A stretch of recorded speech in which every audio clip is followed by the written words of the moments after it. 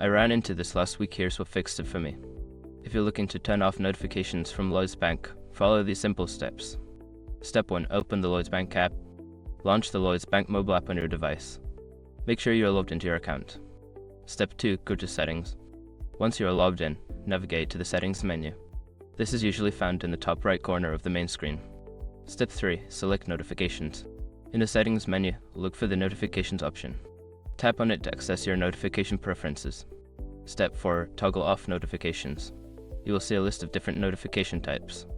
Toggle off the notifications you wish to disable. For example, you might want to turn off transaction alerts. Step 5. Save changes. After adjusting your notification settings, make sure to save your changes before exiting the menu. Look for a Save button at the bottom of the screen. Now you're all set. Enjoy a quieter banking experience without those pesky notifications. If you have any questions, feel free to ask.